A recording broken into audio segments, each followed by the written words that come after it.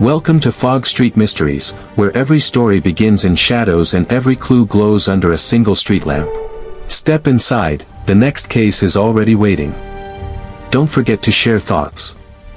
Your feedback keeps the mystery alive. Now let's begin. Nero Wolfe and the Opera House Murder, a classic Nero Wolfe-style noir mystery. Chapter 1, The Final Aria. If there's one thing you can say about Nero Wolfe, it's that he never goes to the opera. He doesn't go to baseball games, either, or nightclubs, or anywhere that requires him to put on a coat and leave his red leather armchair.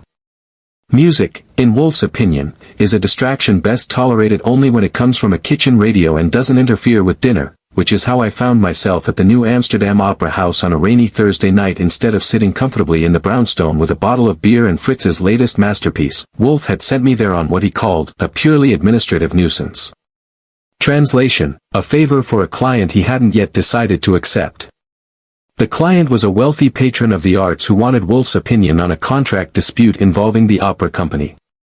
Wolfe wanted the program notes, backstage gossip, and, his favorite phrase, context.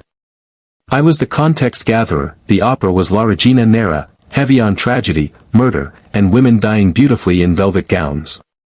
The audience loved it.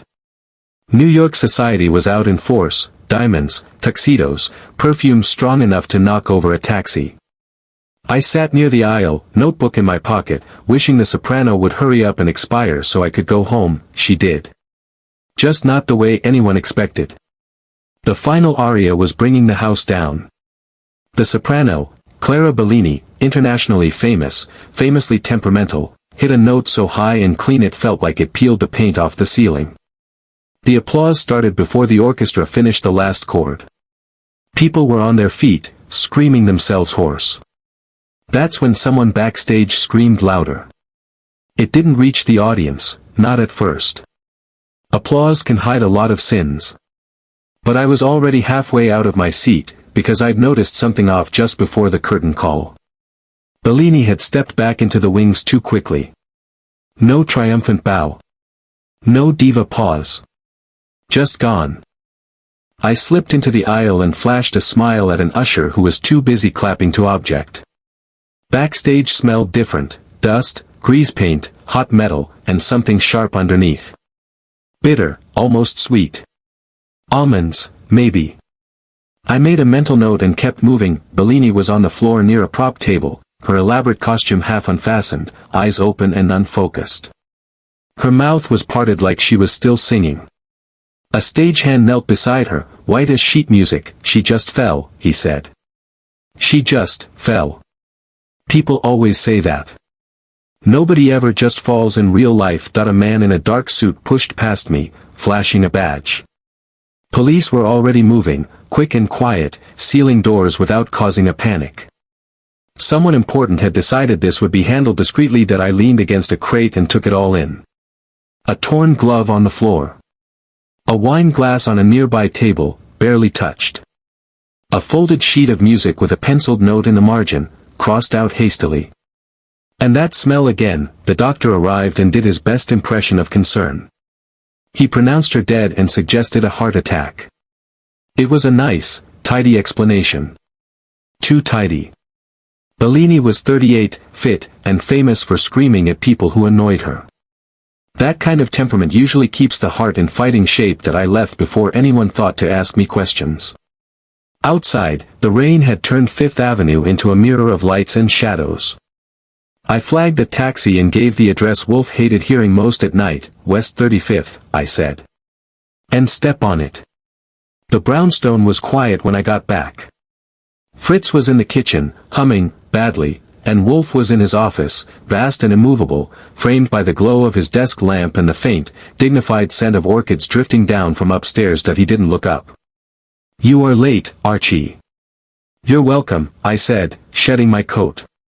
"And you're about to be interested." That got his attention. One eyebrow rose a fraction. He set his book aside with ceremonial care. "You went to hear noise," he said. "And now you bring it home." "I went to hear murder," I said. "And it sang beautifully." That did it. Wolfe leaned back, fingers steepled, eyes sharp. I gave him the whole performance, Bellini, the aria, the collapse, the smell, the glove, the altered music. I didn't editorialize. Wolfe hates that. When I finished, he sat silent for a long moment. Fritz peeked in with a worried look, then retreated. At what precise moment did she die? Wolfe asked. During applause, I said. Or right before it? Hard to tell. No, Wolfe said calmly. It is very easy to tell. Applause is never constant. It swells, fractures, pauses. A murder concealed by applause requires exact calculation. I grinned. You saying this wasn't spontaneous? I am saying, Wolfe replied, that anyone who murders during an opera understands timing, sound, and vanity. That narrows the field considerably. He reached for the bell, then stopped. What did it smell like? Almonds, I said. Maybe perfume. Or cyanide, Wolfe said mildly. Though perfume is often used to disguise incompetence. He rang for beer. Fritz appeared as if summoned by telepathy. Dinner was delayed, Fritz said reproachfully. So was murder, Wolfe said. We adapt. Wolfe took a sip, closed his eyes, and smiled faintly, the smile he gets when a problem amuses him. An opera house, he said. A building designed to magnify sound and ego. If someone chose it as a stage for murder, Archie, it was because they believed themselves an artist. And artists hate understudies, I said. Wolfe opened his eyes. Indeed. Tomorrow, Archie, you will return. You will speak to everyone who had a reason to envy a voice that commanded silence. And you? I asked. I will remain here, he said firmly. Where thought is undisturbed. I stood up, already tired. Outside, a siren wailed and then faded, swallowed by the city. The opera ended, I said, but something tells me the encore is going to be messy. Wolfe nodded once. The last aria, he said, is always fatal. And that was how the case began, hidden in applause, wrapped in velvet, and already out of tune. Chapter 2, A House Full of Voices.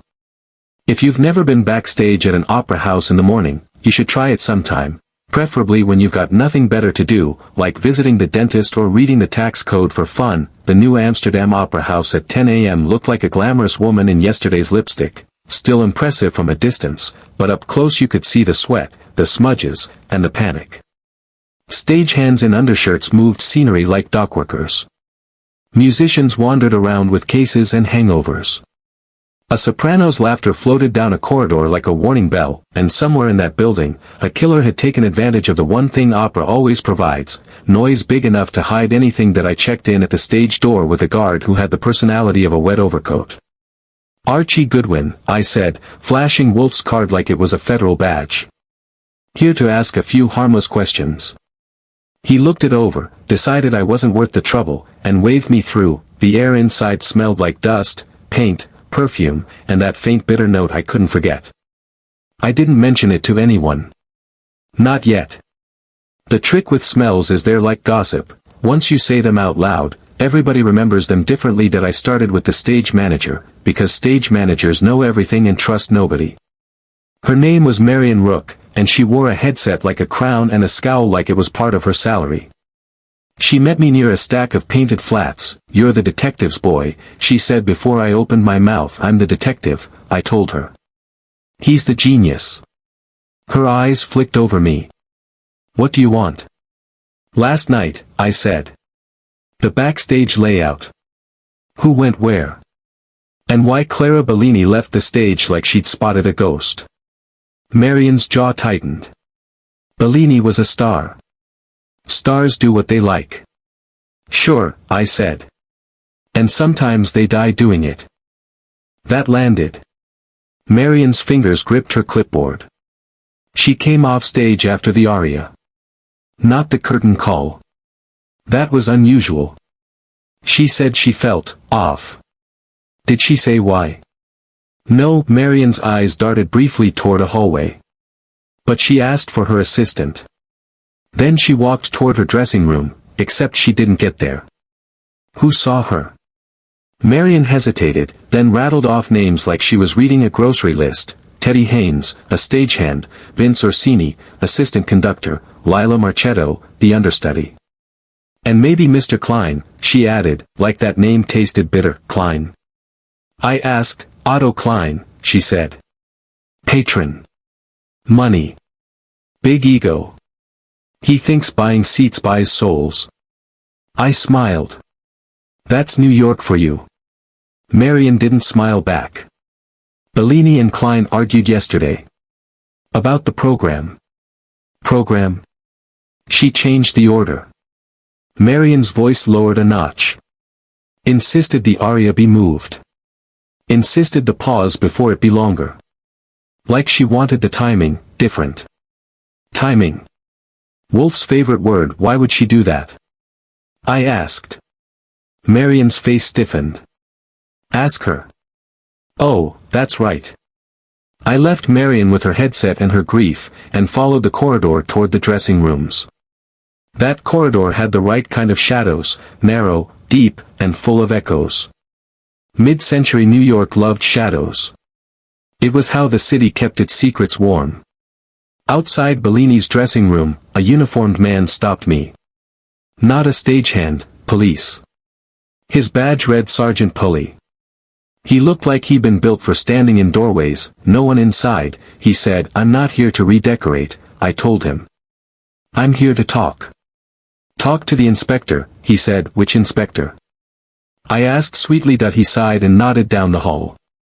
Kramer. Of course. Inspector Kramer had the timing of a drummer with a grudge. He was standing in a small office set up for police work, coat off, tie loosened, looking like a man who had been promised a quiet morning and then fed nails. Goodwin, he growled. Tell Wolfe to stay out of it. I'll tell him right after I tell the mayor, I said. How's the heart attack working out? Kramer's eyes narrowed. Autopsy isn't finished. Then you don't know what it is, I said. But you know it isn't neat. He leaned forward. Listen, Archie. This is a big house. Big names. Big money.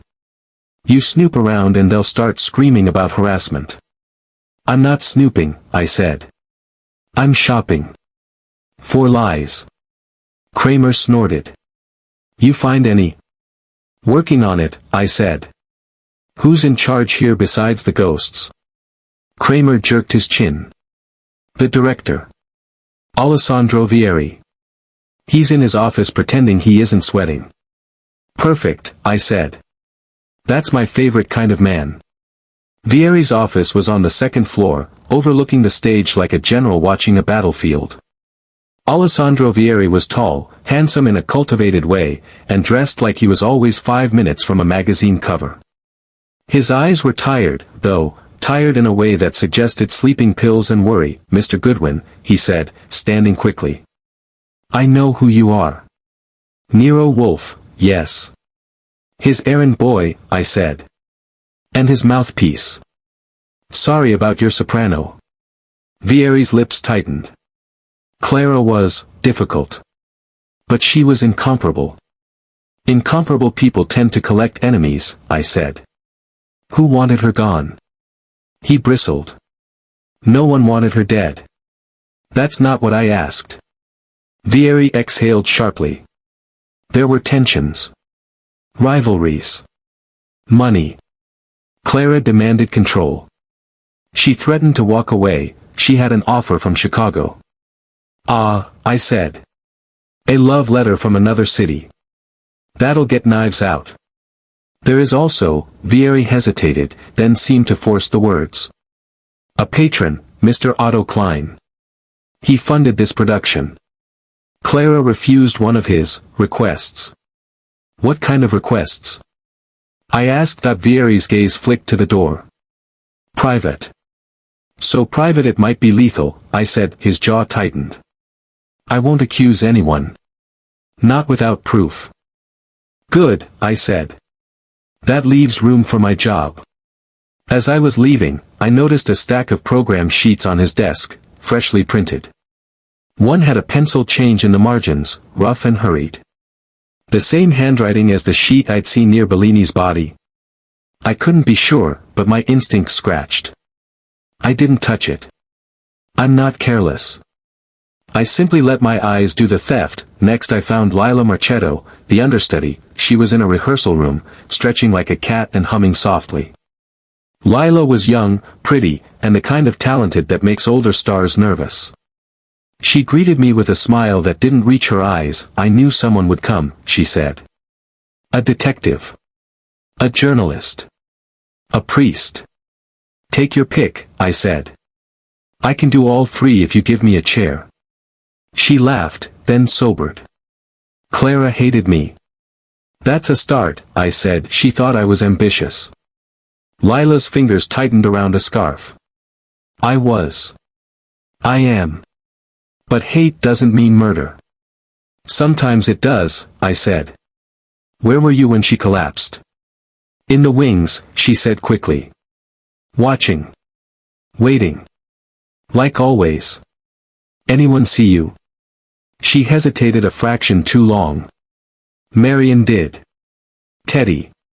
People. Which people? I asked, her chin lifted. It was loud. It was applause. Everyone saw everyone. That was the first contradiction. When people say everyone saw everyone, it usually means nobody saw what mattered. That I asked her about the program change. Her eyes flickered. Clara insisted, she said. She said it had to be moved. Why? Lila swallowed. She said, someone was going to try something. That's what she told me. She said she wasn't afraid. She said she was ready. Ready for what? Dying? Before I could press her, a man appeared in the doorway, thin and sharp-faced, wearing a black suit like it was armor. His hair was slicked back and his eyes were cold. Miss Marchetto, he said, voice smooth. Rehearsal. Lila stiffened. Mr. Klein, she said. So this was Otto Klein, money with a pulse. He looked at me like I was lint. And you are? He asked. Archie Goodwin, I said brightly. I work for Nero Wolfe. Something in his face tightened. Not fear. Not surprise. Annoyance, like hearing a fly in a cathedral. Wolfe, he said. He will not interfere. That's funny, I said. Because he already is. He just does it from a chair. Klein's smile was thin. Tell him to mind his orchids. Tell him yourself, I said. He prefers it. Klein's eyes narrowed. Clara Bellini was a great artist. But she was careless. Careless enough to get murdered. I asked. Klein's lips pressed together. Careless with people. He turned away, dismissing me like a waiter. That was the second contradiction, a man claiming grief while giving off the scent of control. By the time I left the opera house, my head was full of voices, every one of them singing a different tune. I took a taxi back to the brownstone, the city sliding by in rain-streaked windows, neon and shadows and tired faces in diners. Wolfe was in the office when I arrived, as expected, perfectly positioned in his chair like a king who had never heard of discomfort. The orchids upstairs perfumed the air faintly, soothing and smug. Well, he asked. I tossed my notebook onto his desk. Your opera house is a nest of egos, I said. And somebody rewrote the program like it was a death certificate. Wolfe's eyes gleamed. Begin. So I did. Marion's account, Vieri's evasions, Lila's fear, Klein's ice. Wolfe listened like he was tasting each word. When I finished, he took a slow sip of beer. You have given me, he said, a house full of voices. And one of them's lying, I said. Wolfe nodded. Several are lying. The question is, which lie required the timing of applause? I leaned back, tired. Bellini changed the program. She told the understudy someone would try something. Wolfe's gaze sharpened. Ah. Meaning? Meaning, Wolfe said softly, that the victim anticipated danger, and attempted to control it. That suggests a threat, Archie. A specific one. Not vague envy. I frowned. So she knew. Perhaps, Wolfe said. Or perhaps she wished someone to believe she knew. He reached for the bell. We will have lunch. Then you will return there tomorrow. And Archie, yeah? I asked. His eyes were calm, almost amused. Find the person who benefits most from her death. In opera, the understudy sings. In life, the murderer does. Outside, the rain kept tapping the windows like impatient fingers, and somewhere in that opera house, the killer was listening, waiting for the next cue. Chapter 3, Notes Out of Tune. If there's a better place than Nero Wolfe's office for watching people squirm, I haven't found it. The chairs are uncomfortable on purpose, the desk lamp is positioned like an interrogation spotlight, and the orchids upstairs leak a perfume that makes nervous people feel like they're being judged by flowers. By 11 o'clock that morning, Wolfe was settled in his red leather armchair, immense and immovable, a book closed on his lap and a glass of beer within reach. Fritz had vanished into the kitchen to defend lunch from interruption. Wolfe himself was prepared to defend thought from stupidity. I was the gatekeeper. The first visitor was Marion Rook, the stage manager. She entered briskly, chin up, clipboard clutched like armor. Wolfe gestured her into a chair without rising an inch. Miss Rook, he said, voice smooth and heavy, you manage chaos for a living. That makes you either invaluable or culpable. We shall determine which. Her eyes flicked to me. I told Archie everything. Not quite everything, Wolfe said. For instance, when precisely did Miss Bellini alter the program order? Marion hesitated. A half beat. That was enough. Yesterday afternoon, she said. Just before final rehearsal. Incorrect, Wolfe said calmly. You approved the change last week.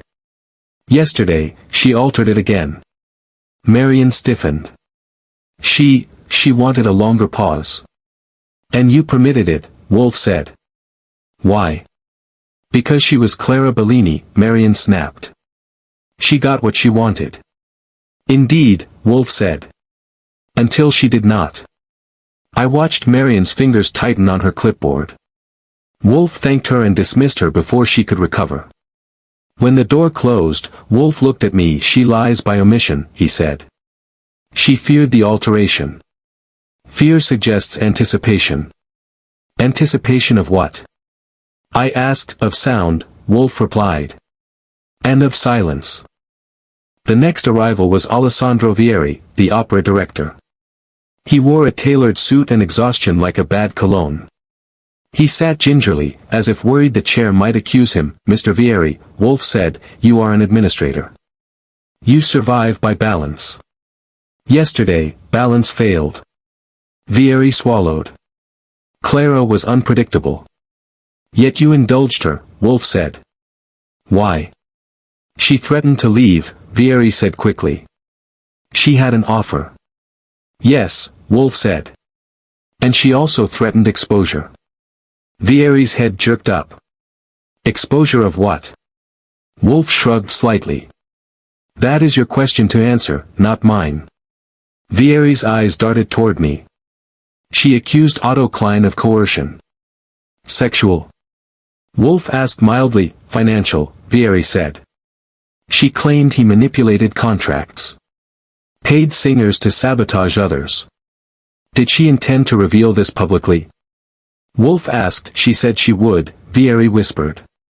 After the performance. That was new. And dangerous, Wolfe nodded once.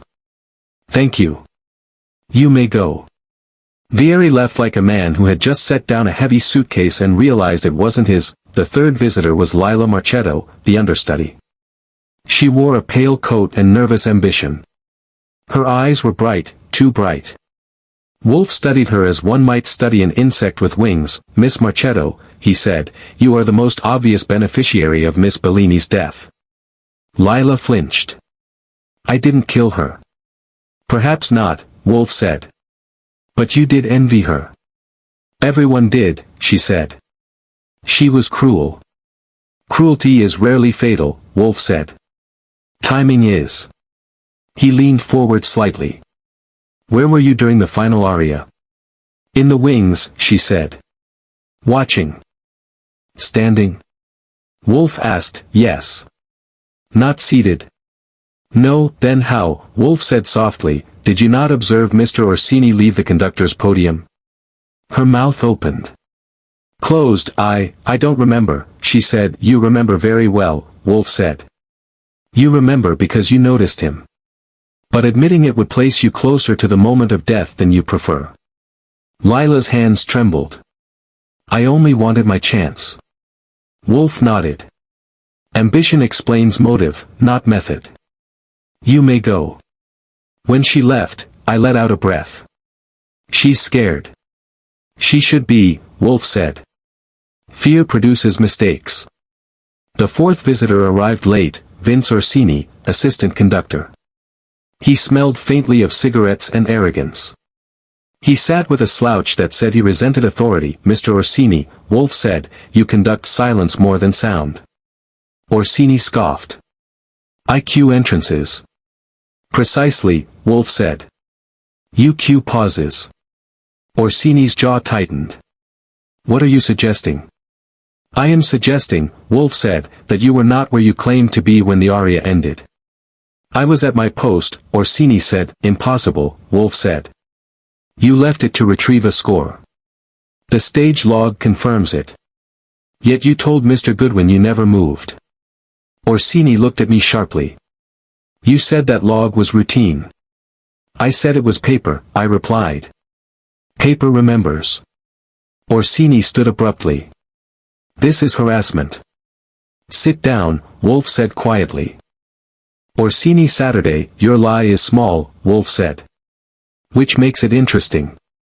Small lies conceal large truths. Orsini swallowed. I stepped away for less than a minute. Long enough, Wolfe said, for sound to cover movement. He dismissed Orsini without another word. By noon, Wolfe had spoken to everyone except one man. Otto Klein arrived unannounced. That he filled the doorway like money fills a room, silently, heavily. His eyes were cold, calculating. Wolfe did not rise. Mr. Klein, Wolfe said, you are punctual without being invited. That suggests confidence. I don't enjoy being investigated, Klein said. Then you should avoid circumstances that invite it, Wolfe replied. Klein's lips thinned. Clara Bellini was ungrateful. She was alive, Wolfe said. Which is usually sufficient. Klein leaned forward. She accused me of manipulating the program. Did you? Wolfe asked. Klein smiled faintly. I funded it. That is not an answer, Wolfe said. Klein's gaze flicked briefly to the desk lamp, then back. I was in my box during the aria. Alone? Wolfe asked. Yes. Then who, Wolfe said, touched the wine glass found backstage? Klein stiffened. Just for a second. I don't know, he said. Opera houses are full of servants. Indeed, Wolfe said. And poisons prefer anonymity. Klein rose. This is finished.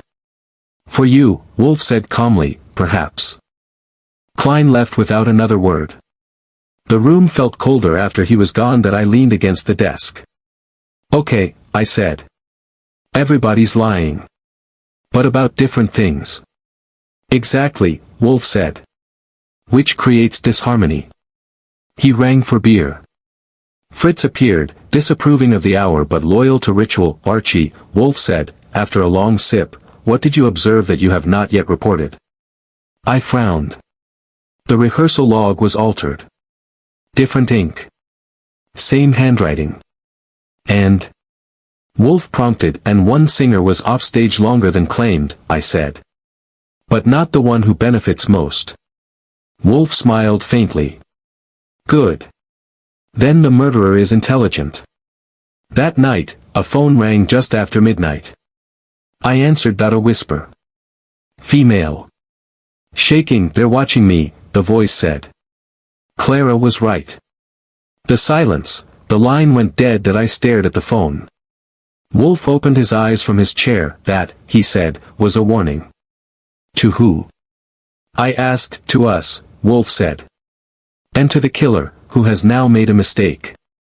Outside, New York murmured in the dark, taxis hissing, diners glowing, secrets moving between shadows, and somewhere, someone was counting beats, waiting for the next pause. Chapter 4, The Silent Interval. If Nero Wolfe had ever consented to visit an opera house, I would have been worried. Wolfe leaving the brownstone would mean the laws of nature were wobbling, and I don't like mysteries that big.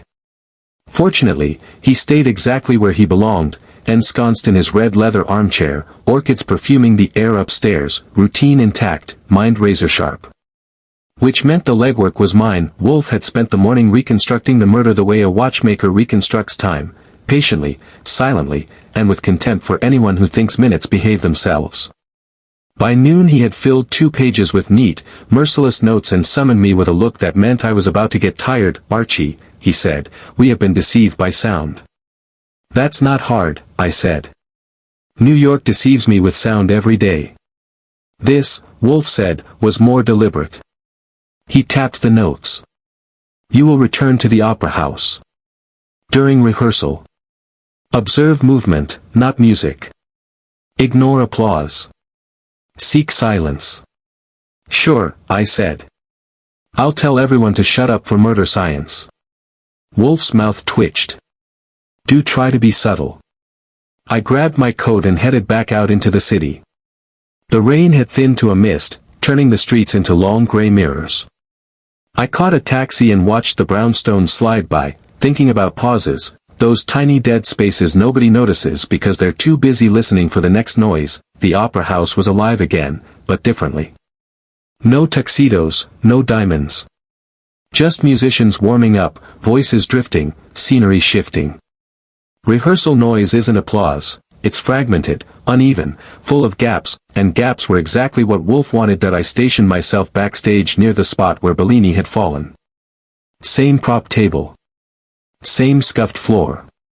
Same narrow corridor leading toward the dressing rooms. I closed my eyes and listened. Footsteps echoed strangely there. One step sounded like 3. Another vanished entirely.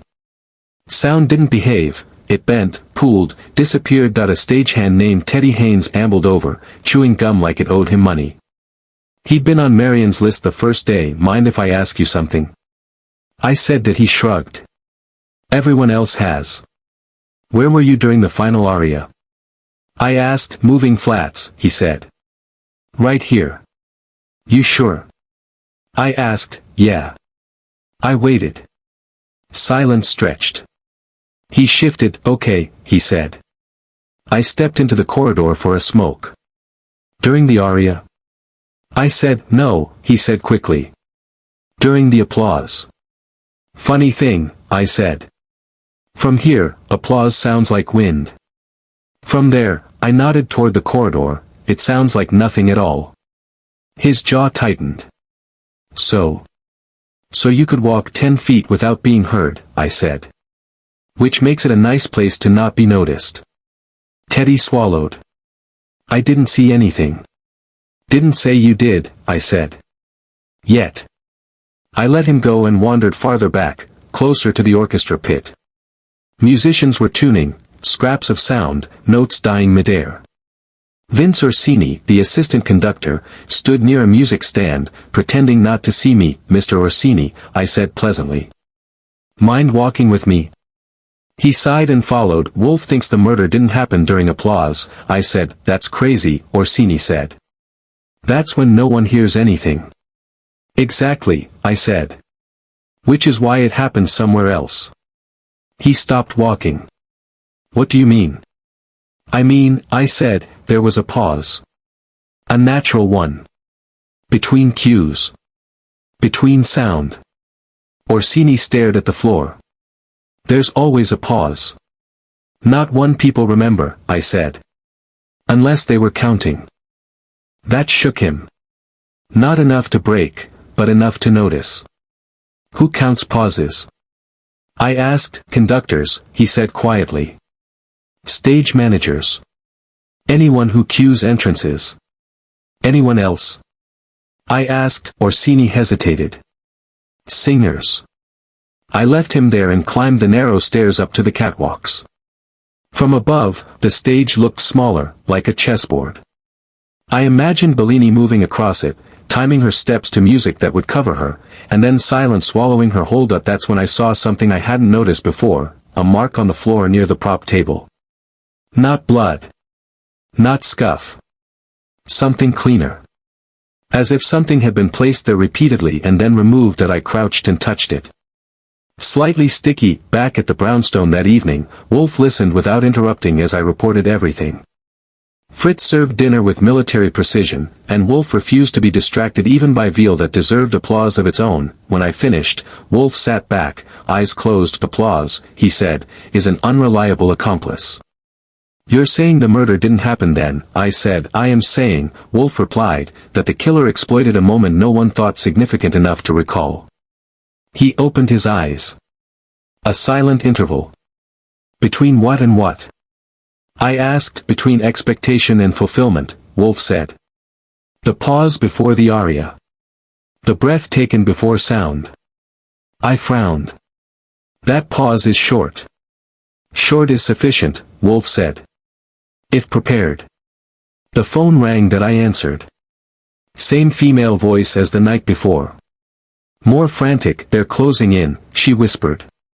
Clara changed the order because she knew. A door slammed somewhere on the line. Footsteps. Don't come back here, the voice said. The silence, the line went dead again. That I looked at Wolfe. Same caller. Indeed, Wolfe said. And now the threat has escalated. You think they'll kill her too? I asked. No, Wolfe said. That would be crude. They will attempt to frighten her into silence. That's optimistic, I said. Wolfe's gaze hardened. Fear is a tool. Murder is an admission of failure. Late that night, Inspector Kramer showed up uninvited, coat collar up, rain on his hat. You stirring things up again, Wolfe? He demanded, clarifying them. Wolfe said. Kramer glared at me. One of your suspects tried to leave town. That narrows it, I said. It wasn't Klein, Kramer said. Of course not, Wolfe said. He purchases escape in advance. Kramer snorted. We stopped Orsini at Penn Station. I stiffened. What did he say? Nothing useful, Kramer said. But he looked like a man who realized he missed a cue. Wolfe smiled thinly. Did he now? Kramer pointed a finger. You better have something solid, Wolfe. In due course, Wolfe said. Music teaches patience. After Kramer left, Wolfe remained silent for a long time. I didn't interrupt. Finally, he spoke. The murder, he said, occurred during silence, not sound. During the moment everyone assumed nothing could happen. And Bellini? I asked. She knew. She suspected, Wolfe said. Which is why she altered the program. She attempted to control timing. Unfortunately, the killer controlled it better. I leaned back, uneasy. So now what? Now, Wolfe said, we watch who panics when silence is mentioned. As if on cue, the phone rang again, once. Then stopped. No message. No voice, just silence. Outside, New York kept breathing, cars, neon, distant laughter, but inside the brownstone, the quiet felt deliberate, poised, waiting, and somewhere, the killer was listening, not for sound, but for the moment it disappeared. Chapter 5, The Understudy's Secret. If there's one thing Nero Wolfe hates more than interruption, it's coincidence. He doesn't believe in it. He tolerates it the way a cat tolerates water, by backing away slowly and then attacking it intellectually, which is why, when 3 unrelated facts lined up neatly on his desk that morning, he didn't smile. He scowled. That I noticed because Wolfe rarely scowls unless the universe has offended him personally. The brownstone was operating at full routine, orchids tended upstairs from 9 to 11, Fritz in the kitchen defending breakfast from inquiry, Wolfe planted in his armchair like a monument to immobility. Outside, the city was waking up in that grumpy, gray mid-century way, delivery trucks coughing, radios arguing, taxis honking at nothing. That I was pacing. Wolfe was thinking.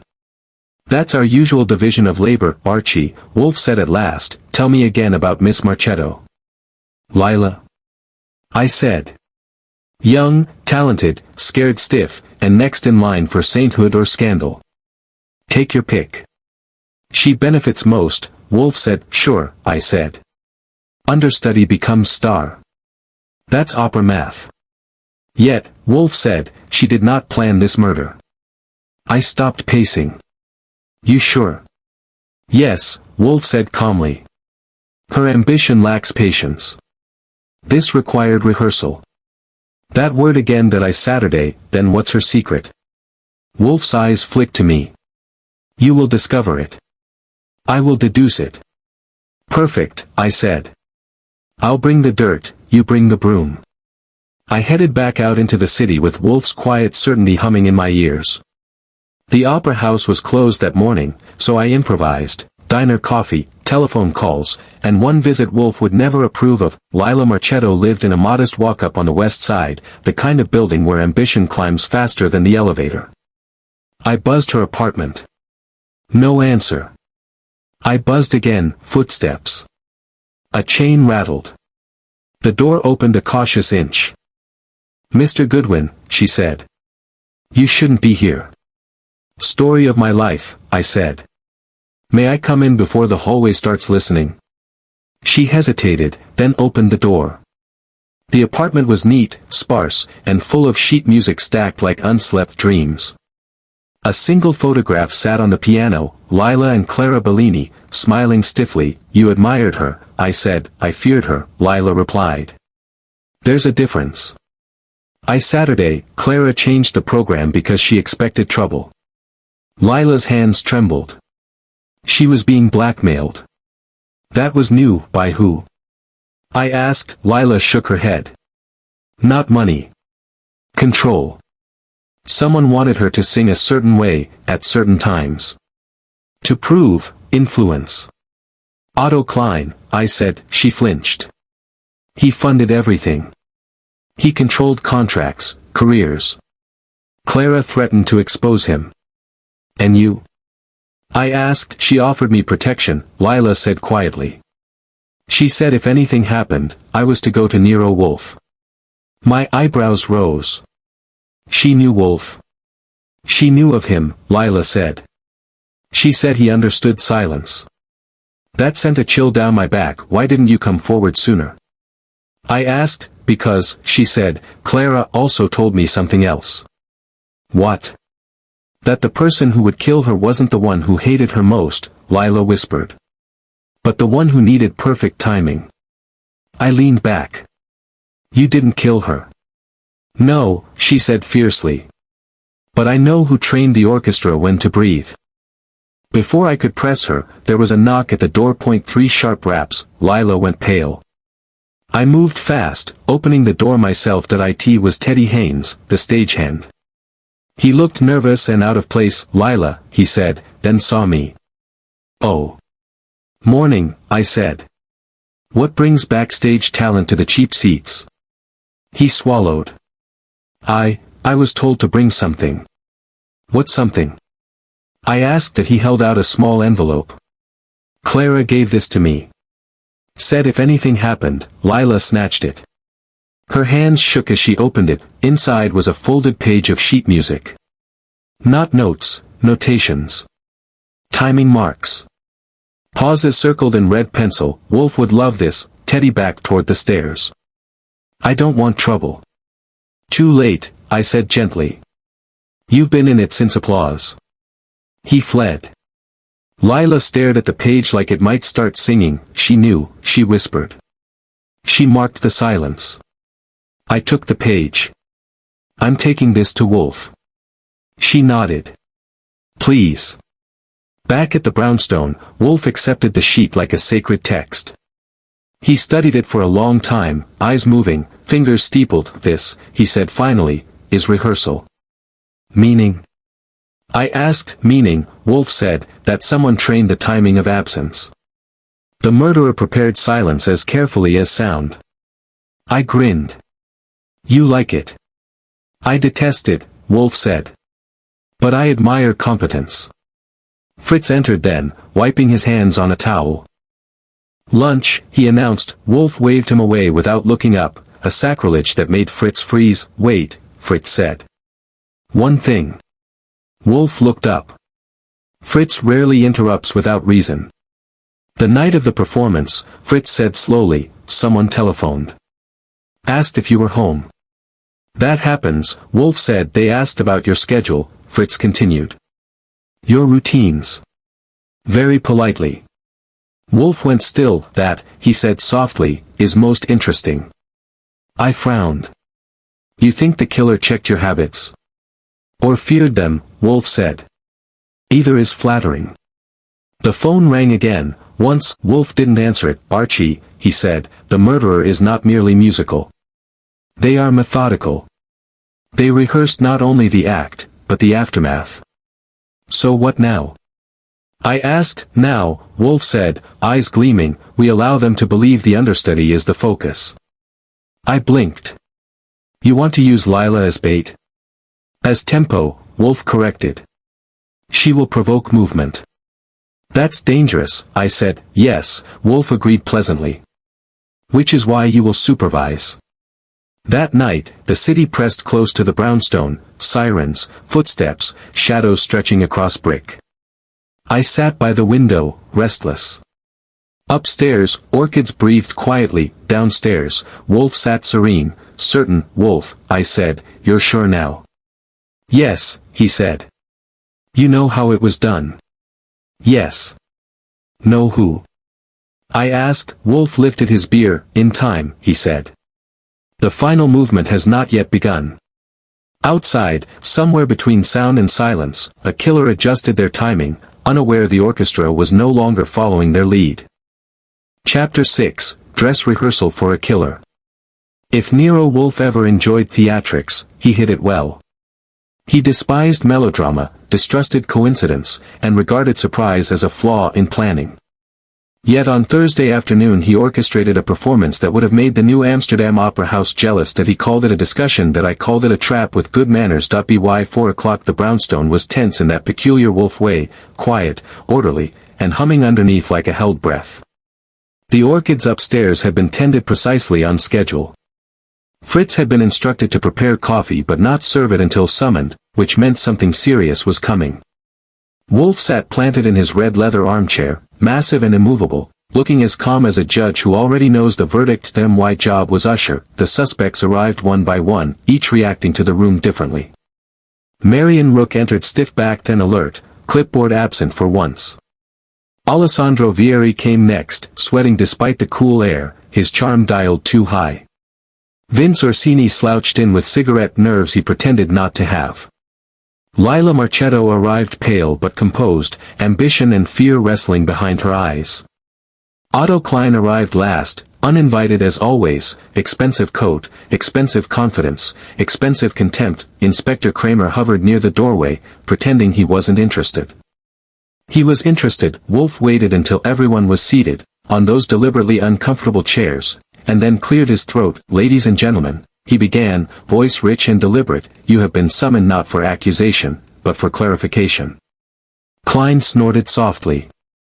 I don't require clarification. You require it desperately, Wolfe replied, without looking at him. That shut Klein up. Wolfe folded his hands over his stomach. We will speak of motive first, because motive is easy and therefore deceptive. He gestured vaguely with one finger. Miss Marchetto desired advancement. Mr. Vieri desired stability. Mr. Orsini desired recognition. Miss Rook desired control. Mr. Klein desired obedience. I watched faces tighten in sequence. Wolfe was conducting them already. Any of these, Wolfe continued, could inspire resentment. None sufficiently explain method. Orsini leaned forward. Method of what? Of murder, Wolfe said calmly. Do keep pace. Kramer grunted but didn't interrupt. Wolfe turned his head slightly toward Lila. Miss Marchetto, you were prepared to assume the role. Yet you did not. Lila swallowed. I didn't kill Clara. No, Wolfe said. You were positioned to benefit after the murder, not to perform it. That makes you useful, but not culpable. Klein shifted. This is nonsense. On the contrary, Wolfe said. It is arithmetic. He turned to Marion Rook. You manage timing. You cue entrances. You permitted a change in the program not once, but twice. Marion stiffened. Clara insisted. Indeed, Wolfe said. Because she feared the timing as it existed. Vieri leaned forward. Feared what? Silence, Wolfe said. That word landed like a dropped plate. Wolfe continued, warming to his theme. We have been distracted by applause. A convenient distraction. Loud, emotional, memorable.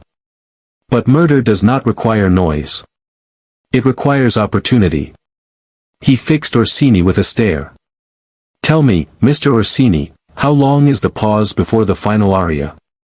Orsini hesitated. It varies. Incorrect, Wolfe said. It is measured. 23 seconds. Orsini's face went pale. 23 seconds, Wolfe repeated, during which no one listens because everyone anticipates. I felt a prickle along my spine. Wolfe wasn't accusing yet. He was teaching. Klein stood abruptly. This is absurd. You're playing games.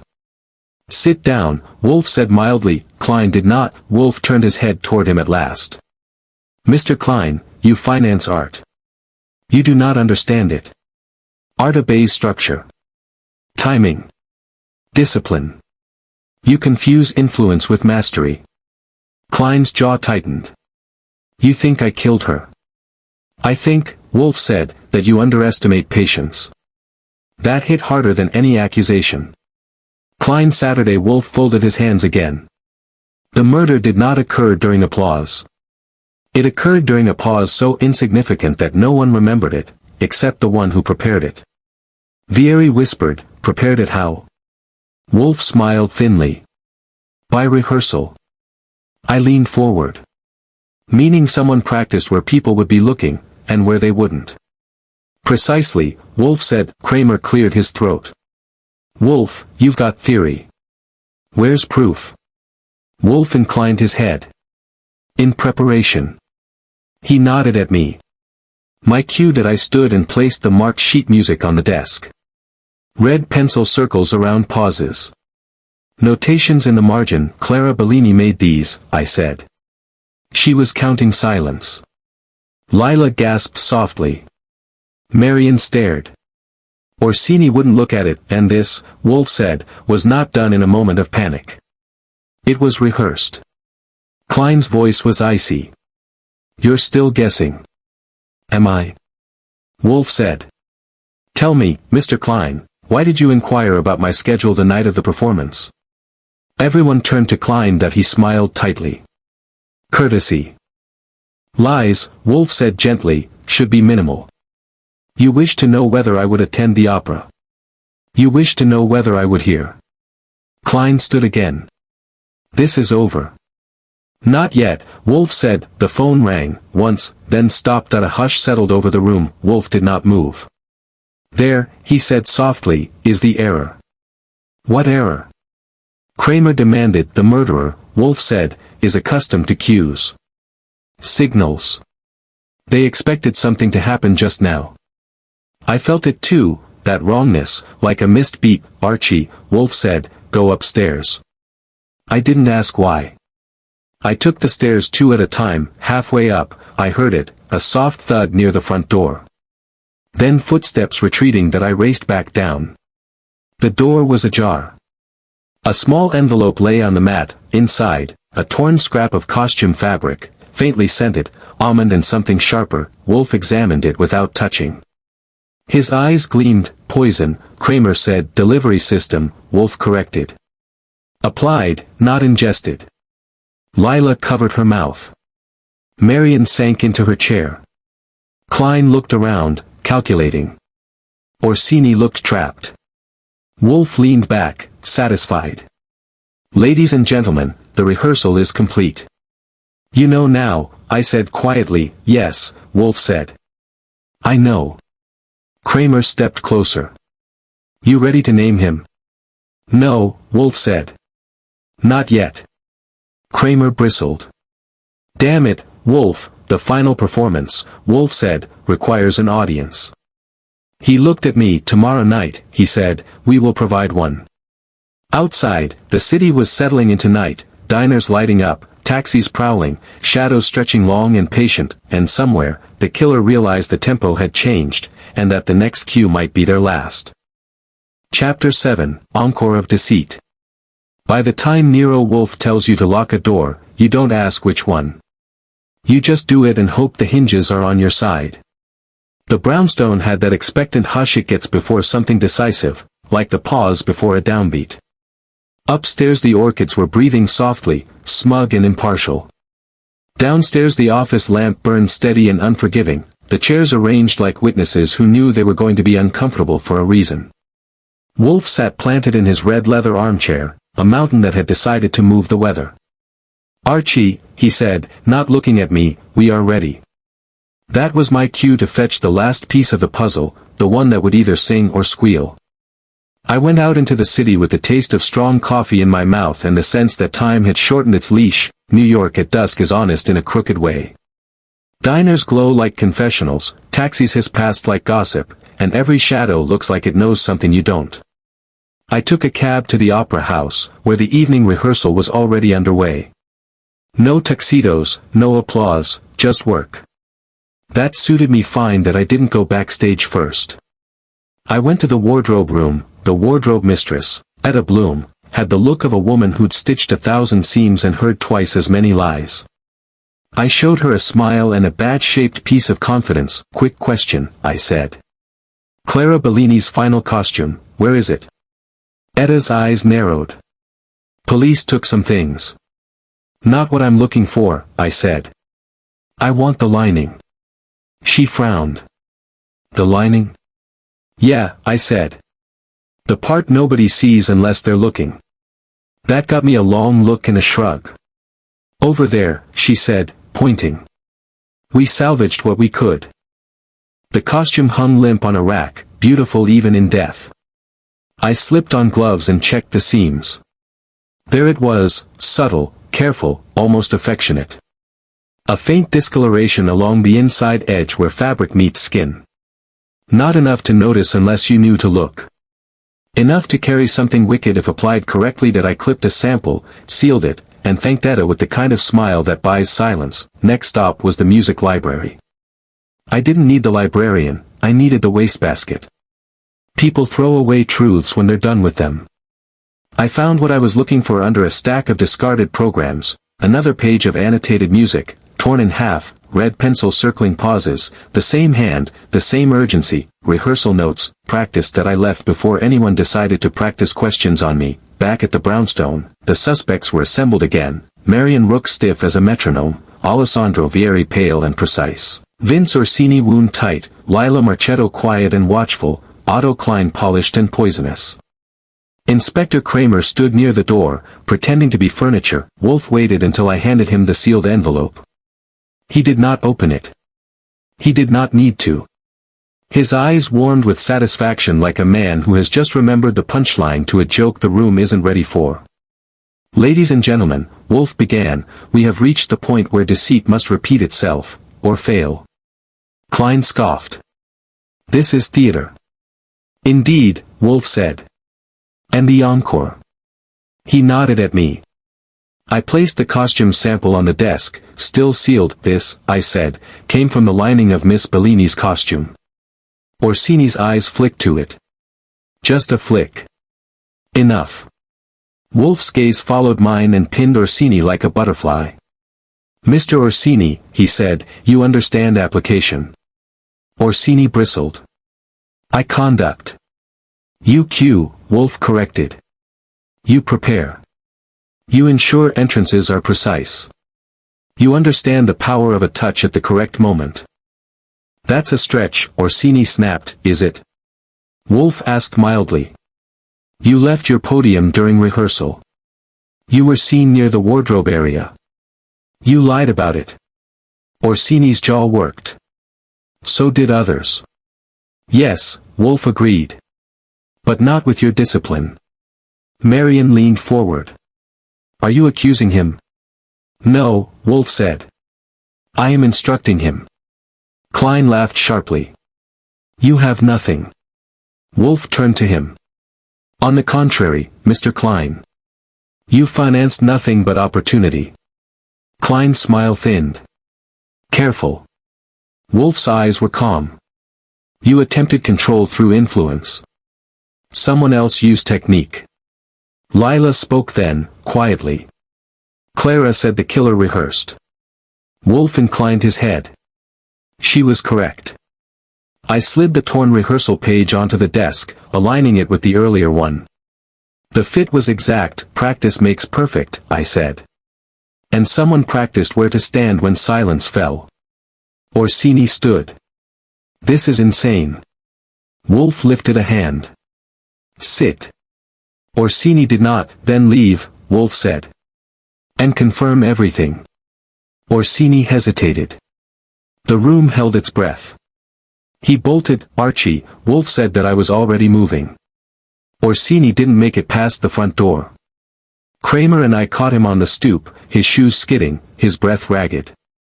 He fought like a man who knew the music had ended. Kramer cuffed him and dragged him back inside, furious. That's your evidence. No, Wolfe said calmly. That is his tempo. Orsini slumped into a chair, sweating. I didn't mean, do not confess, Wolfe said. It is premature. Kramer stared. Wolfe, patience, Wolfe said. We are not finished. He turned to the room. The poison was not ingested. It was applied. The costume lining carried it to the skin during the silent interval, when the singer paused, breathed, and prepared. Vieri whispered, God. Wolfe continued. Only someone who understood that pause, who rehearsed it, could succeed.